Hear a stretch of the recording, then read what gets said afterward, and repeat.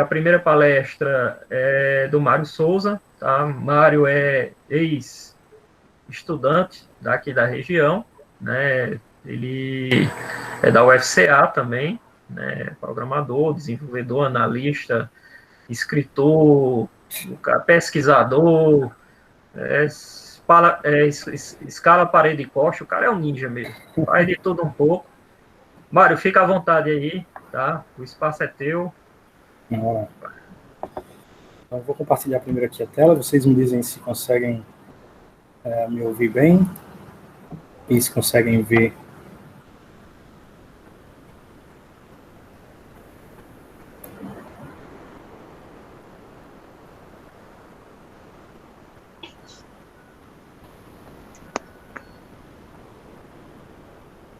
Ok, ver? Mário.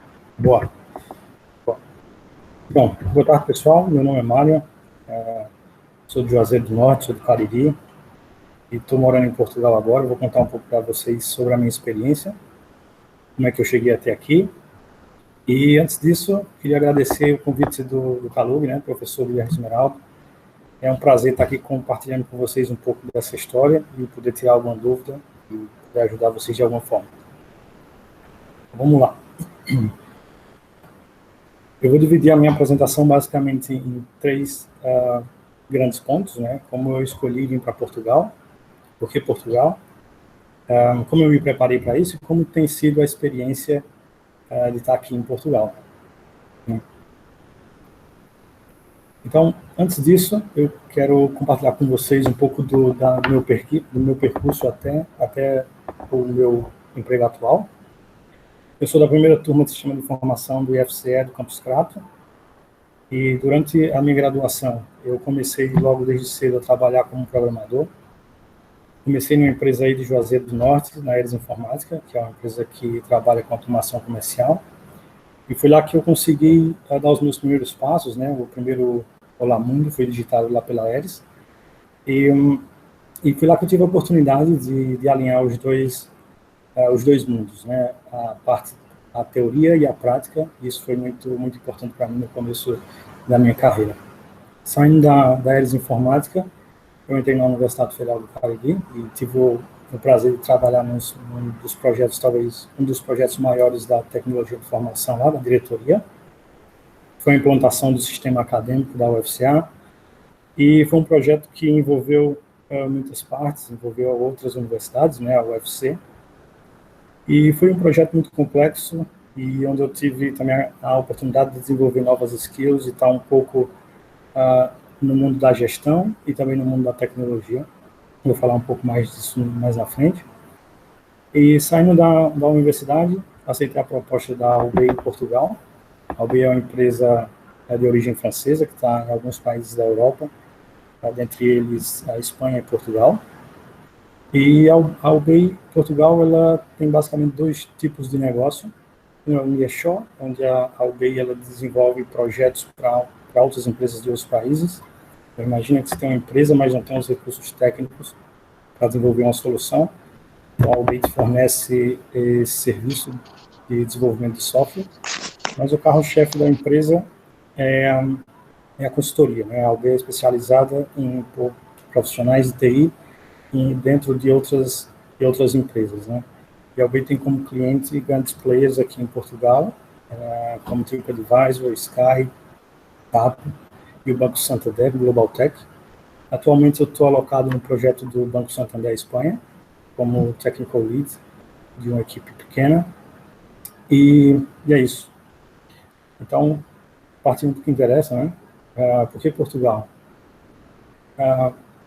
Portugal, ele vem se destacando no mercado de TI aqui na Europa, vem sediando vários eventos importantes também de TI no mundo, e principalmente por dois motivos, né? O primeiro motivo é o governo português que tem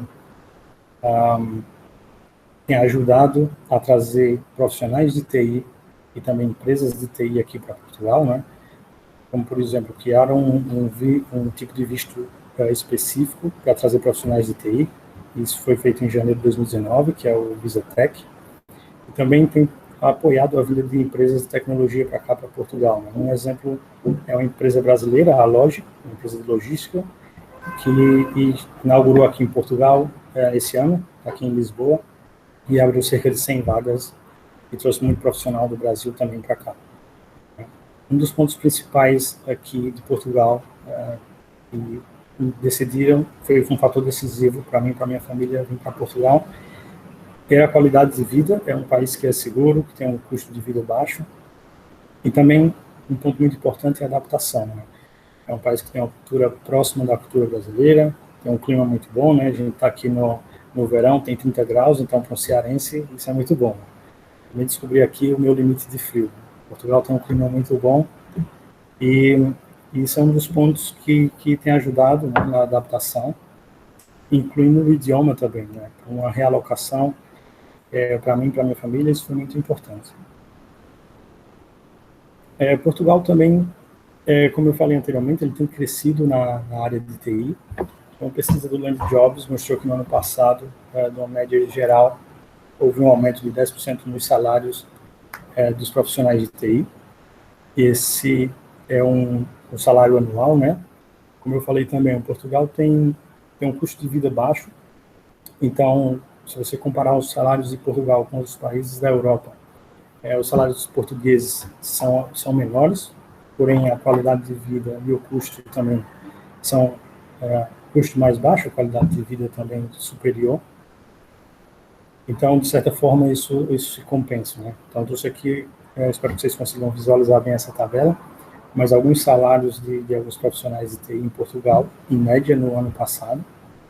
E o que eu queria destacar aqui rapidamente é que hoje Portugal tem uma carência de profissionais de TI, principalmente da segunda e da terceira coluna.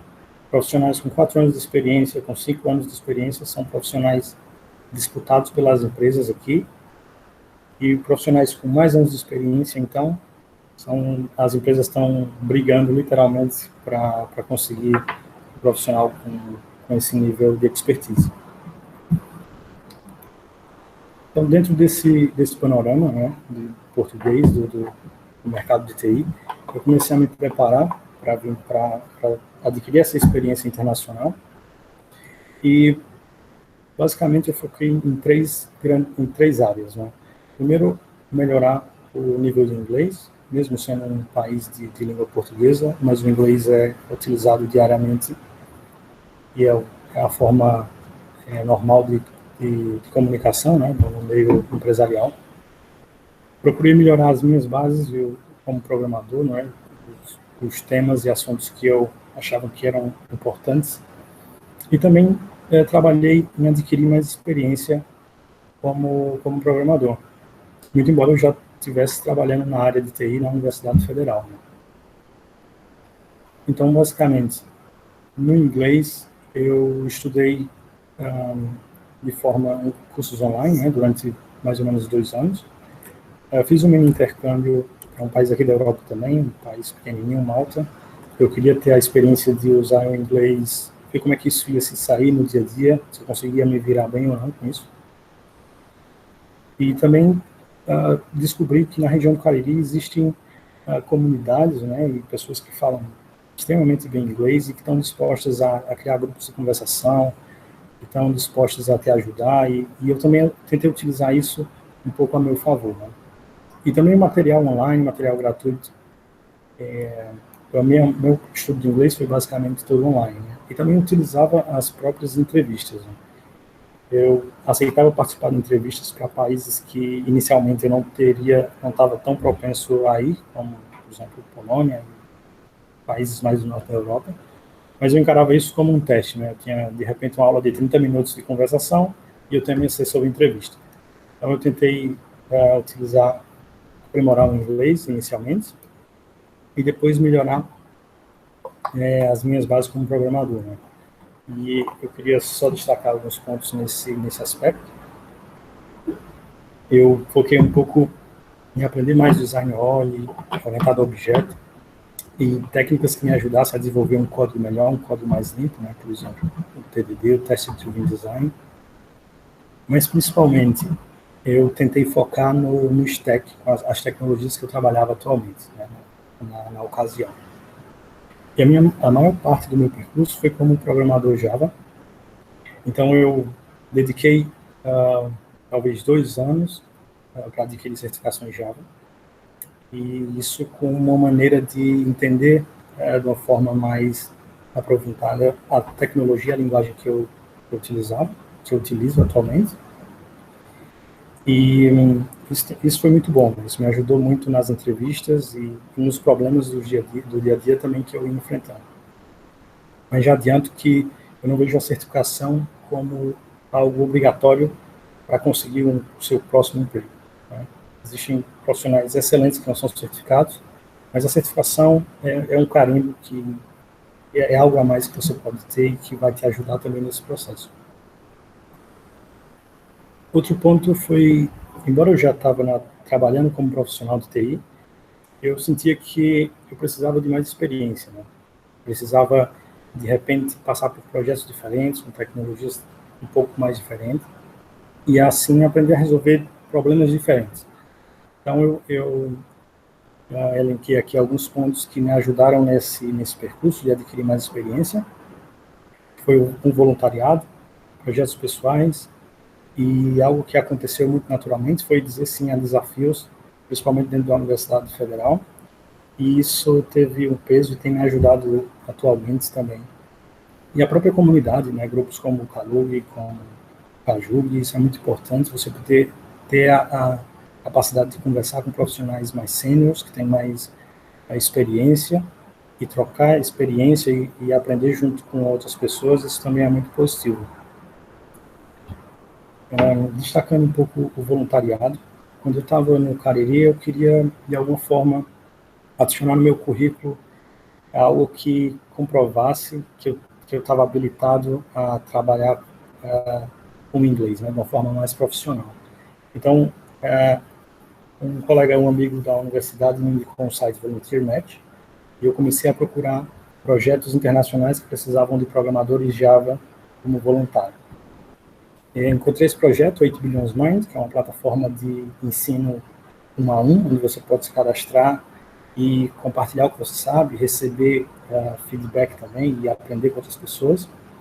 É um projeto que ainda está em desenvolvimento. Essa é a nova versão do site, do sistema, e ainda não está pronto.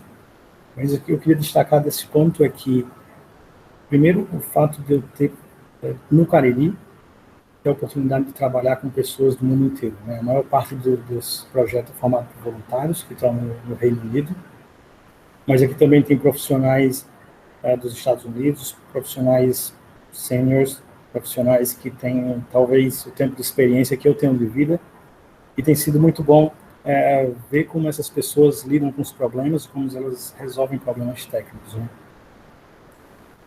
Outro ponto é que se você, uma forma de adquirir uma experiência também é através de projetos pessoais, né? A gente está dentro de uma área que, de certa forma, é muito democrática, né? A gente tem acesso a equipamentos a um preço razoável e é possível começar a trabalhar com um equipamento, você não precisa de um equipamento caríssimo para começar a programar, e você pode utilizar suas próprias ideias, né?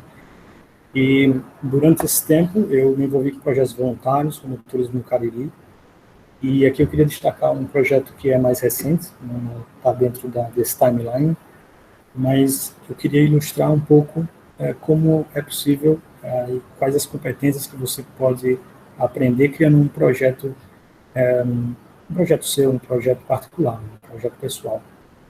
Então, o que eu queria aqui nesse ponto era, imagina que você vai desenvolver um aplicativo de cordel, um aplicativo que lê cordel ou livros digitais, como você desenvolveria esse sistema, né? Qual seria a sua abordagem para resolver esse problema? E aqui do lado esquerdo, eu elenquei alguns pontos, né? O que está entre parênteses são as tecnologias que a gente está utilizando. Esse projeto está sendo desenvolvido atualmente por mim e pelo Regis. O Regis vai falar um pouco mais sobre ele também na palestra.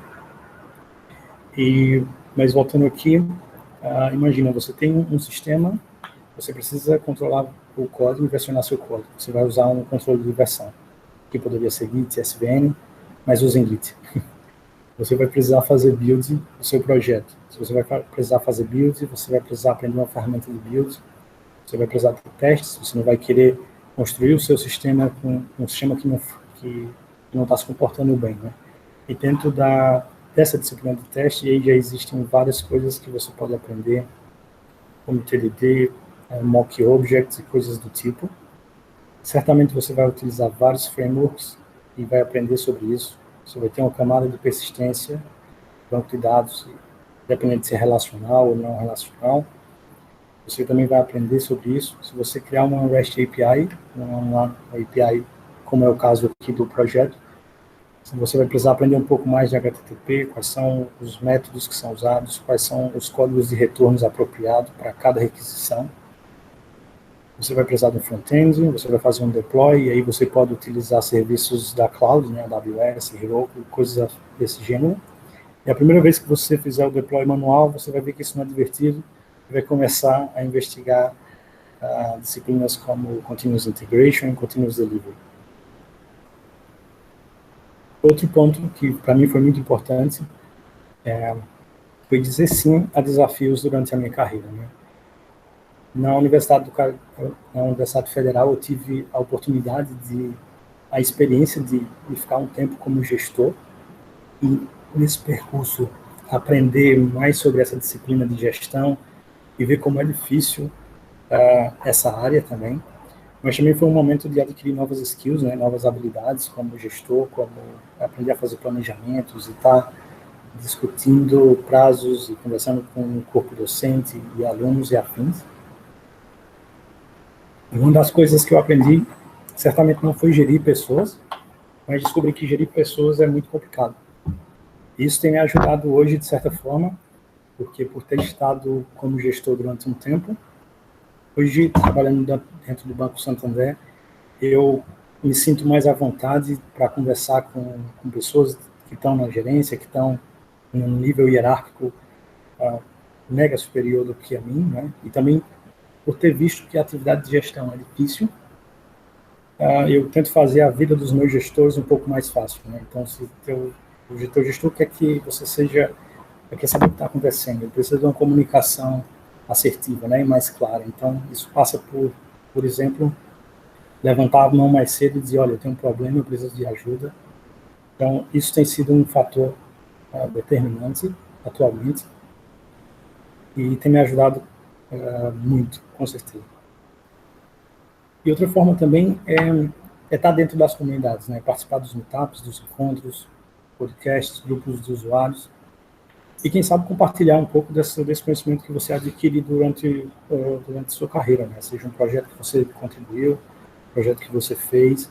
Isso é muito importante também. Eu vi pessoas que têm, como o professor Guilherme, que é um docente que formou profissionais incríveis durante muito tempo e tem formado. Isso é muito positivo e certamente te ajuda durante o seu percurso.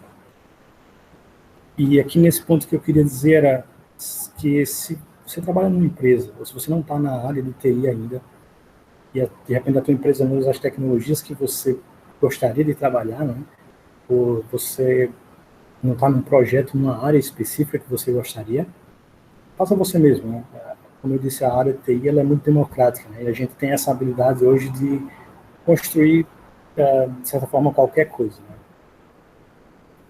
Então, depois de ter me preparado durante vários anos, chegou a hora de ir para as entrevistas, né? E as entrevistas são um processo muito importante e engraçado desse percurso, porque você não vai passar em todas as entrevistas, né? Isso é natural, independente se você quer mudar de país ou se você está procurando um novo emprego.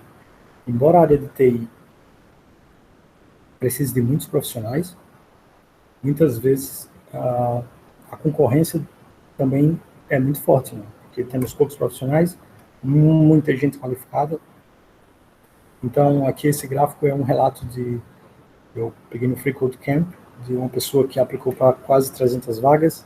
Dessas 300, só recebeu o telefonema de 32 recrutadores. Desses 32, só passou para 16 entrevistas técnicas. E dessas 300, recebeu 8 ofertas, né?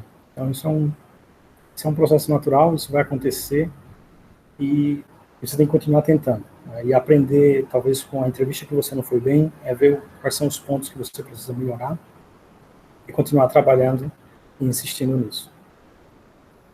Falando um pouco das entrevistas, eu basicamente encontrei meio que dois modelos de entrevista, o que eu chamei de modelo 1 e modelo 2.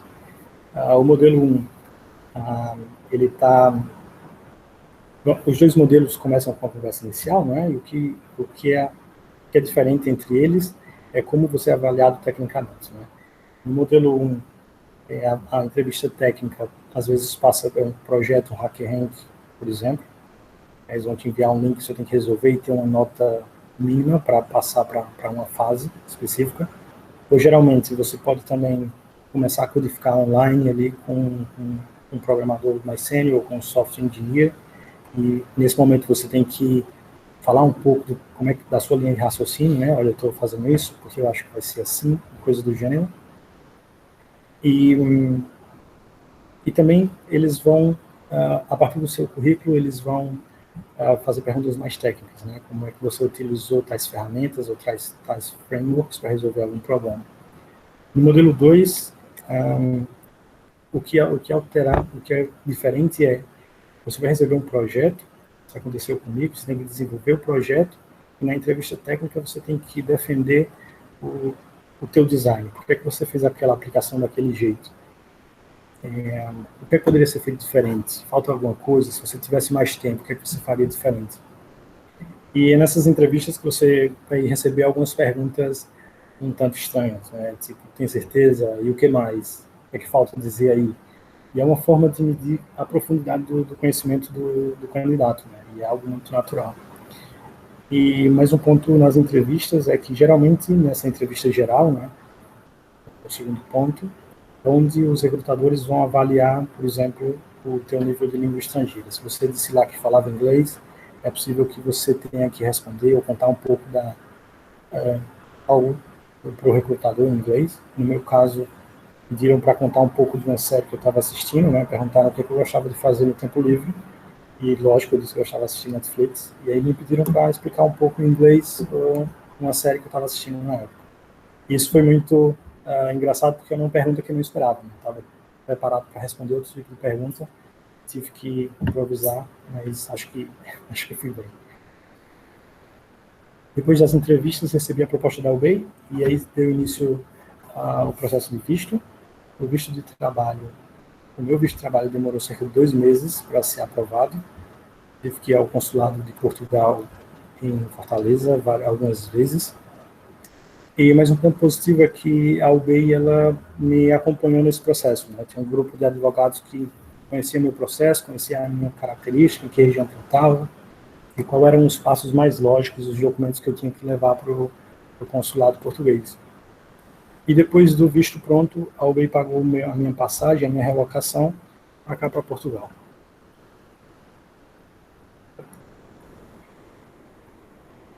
Pronto. E agora, como é que está sendo trabalhar aqui na Europa até então?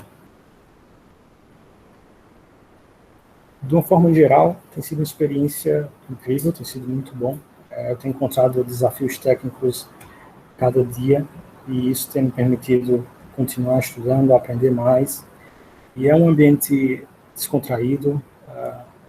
Eu trabalho, como eu disse, embora eu seja contratado pela UBI, eu trabalho dentro do Banco Santander, né, do Santander Global Tech.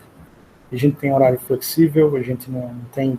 As pessoas não te cobram um horário específico de entrada e saída, desde que no fim do prazo, né, as tarefas estejam prontas, então ninguém vai te importunar quanto a isso, né? Inclusive, a gente tem, por exemplo, sexta-feira, que os 100 primeiros euros é pago pelo Banco Santander, e o pessoal vai tipo para um pub, para um bar, para descontrair. Então, é um ambiente muito legal, é um ambiente que tem desafios técnicos. Trabalhar na UBEI também tem sido muito bom.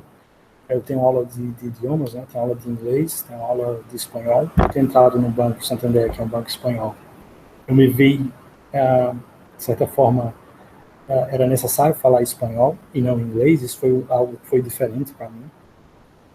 E a UBEI forneceu isso para mim, aulas de espanhol e aulas de inglês. E a minha esposa também tem aula de inglês, então a gente se sente muito bem acolhido em Portugal, e tem sido uma experiência muito boa.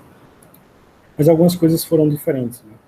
O ritmo de trabalho, eu quando saí da Universidade Federal do Cariri, confesso que vinha preocupado, pensando, vou voltar para a área privada, né, para o setor privado, e como é que vai ser o ritmo do trabalho? Vou trabalhar alucinado localmente em Portugal? Como é que vai ser isso? E não, né, eu descobri que, tenho descoberto que os portugueses têm uma relação com o trabalho, no geral, de forma diferente, né? Talvez isso esteja atrelado ao projeto que eu estou, não seja uma verdade absoluta, mas, em geral, os portugueses, eles lidam com o trabalho de uma forma diferente. Por exemplo, a gente está aqui, não é o caso por conta da pandemia, né, e da situação atual, mas em setembro, a população das cidades aqui, Lisboa e da região de Lisboa, diminui porque as pessoas viajam de férias, e você nota isso no transporte público, né, você nota isso na rua. O tiozinho da esquina que tira xerox, ele também fecha no verão, então, se você precisar de uma xerox, você vai ter que andar um pouquinho mais, vai ter que procurar melhor. Talvez porque o público dele também está de férias, né?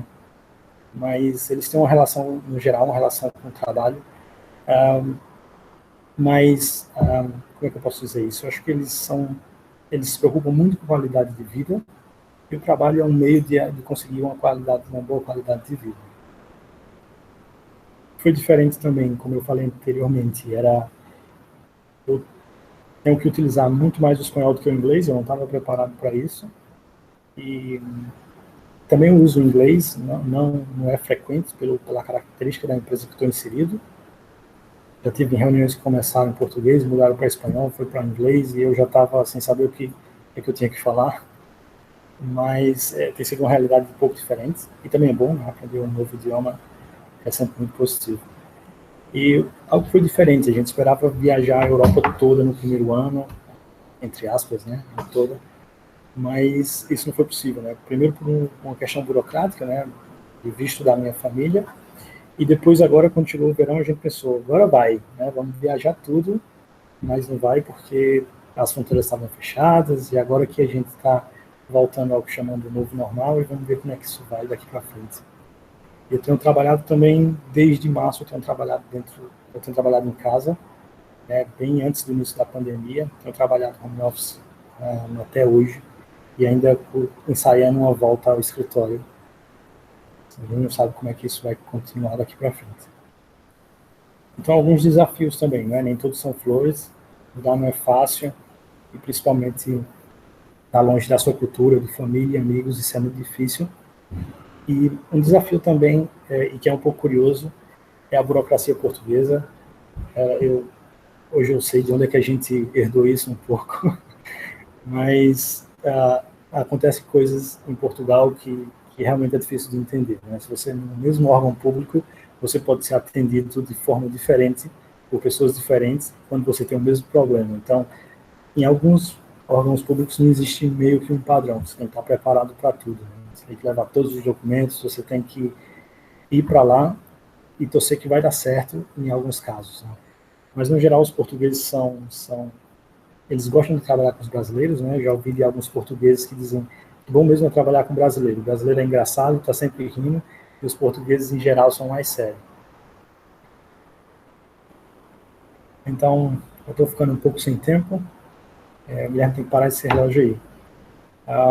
Algumas dicas, né? Eu acho que planejar é importante, né? Se você tem um sonho ou quer, mesmo que não seja para outro país, mas de repente para um lugar, o Brasil é um país continental, né? Então, acho que planejar é muito importante. Uma dica também é aprender bem o seu stack. O stack que você trabalha hoje é o stack que paga suas contas, ele é o stack mais importante. Aprenda ele bem, que é por isso que você vai ser cobrado, né? Aprender inglês é fundamental, independente para que país você vai. E também aproveita as oportunidades, né? Diga assim para os desafios que são lhe colocados, mesmo que isso tire um pouquinho da área técnica, mas você vai adquirir outras skills, outras habilidades que também são muito importantes, não só para uma realocação, mas para a tua vida profissional também. E aqui eu tenho uma outra dica que, com vários asteriscos, né? Se possível, visite o país que você quer morar antes. Conheço ponto principalmente por ter visto uma palestra de um brasileiro que estava no Canadá, e ele dizia, olha, se você quer vir para o Canadá, vem antes como turista, no inverno, e vê se você aguenta o frio. Se você aguentar, aí você estaria pronto para morar no Canadá, né? Então, se possível, eu acho que é muito positivo visitar o país onde você quer ir, para perceber um pouco como é a rotina ou como é viver nesse país, né? E continue estudando, faz parte do jogo. Eu acho que ninguém ia confiar num advogado que não se atualiza, ou num médico que não se atualiza. E para a gente é o mesmo, a gente tem que continuar estudando, continuar sempre aprendendo, e não podemos ser negligentes, principalmente na área de TI, onde toda semana sai algo novo, né? A gente precisa estar um pouco sempre a par das atualizações, mas o importante é aprender bem o seu stack, as bases, porque isso vai te dar um fôlego e vai te dar a condição de aprender muito mais rápido as coisas novas, né? No final tem alguns links, depois eu vou disponibilizar essa apresentação, tem aí a fonte dos gráficos e das pesquisas que eu coloquei no slide. E é um pouco disso, aqui os meus contatos, se vocês tiverem alguma dúvida mais específica, sintam à vontade para entrar em contato comigo. Vai ser um prazer ajudar e compartilhar um pouco. Bem? Acho que é isso, Guilherme. Acho que acabei na hora, em 29 minutos. Mário, parabéns aí pela apresentação. Pessoal, eu não consegui identificar aqui no chat alguma pergunta, né? Na verdade, eu que fiz uma confusão grande aí, mandei uns links do Telegram e esqueci de mandar o link do grupo do WhatsApp. Mandei o link do grupo errado do WhatsApp e atualizei agora, tá? Mário, parabéns pela apresentação, né? Eu acompanhei uma parte aí dessa trajetória do Mário. Na verdade, o Mário veio aqui em casa, né, para a gente conversar sobre. É verdade. E eu acho que é o tipo de experiência que todo mundo deveria, pelo menos, refletir sobre, né? Quem a gente conhece que teve uma experiência, ou pelo menos conseguiu dar um pulo em Portugal ou qualquer outro país, né? Por mais que seja da América Latina, né? Que não seja o Brasil, sempre tem boas referências, não só pelo turismo, mas pelo tratamento que é dado, né? Assim, eu tive a oportunidade de conhecer alguns chilenos, alguns peruanos e o pessoal daqui mesmo da América do Sul, né? E eles falam que o Brasil é um país ímpar, né? Muito bom comparado aos países de origem. Mas eu acho que, assim como o Mário, a gente tem que sair um pouco dessa zona de conforto e tentar aprender outro idioma, tentar ler materiais em outros idiomas e também conhecer o mundo afora, né? Ao contrário do Mário, eu prefiro conhecer primeiro o Brasil, para depois conhecer a Europa ou, enfim, outro país. Mas, parabéns. Mário, eu queria fazer só uma pergunta rapidão aí, né? Como é que o português trata o brasileiro, né? Porque aqui a gente faz muita piada com o português, né? E como é aí a recíproca em Portugal?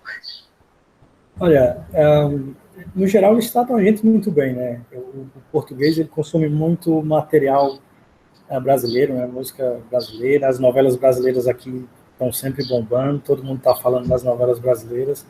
E, no geral, eles gostam de conversar com a gente, acham a gente muito divertido.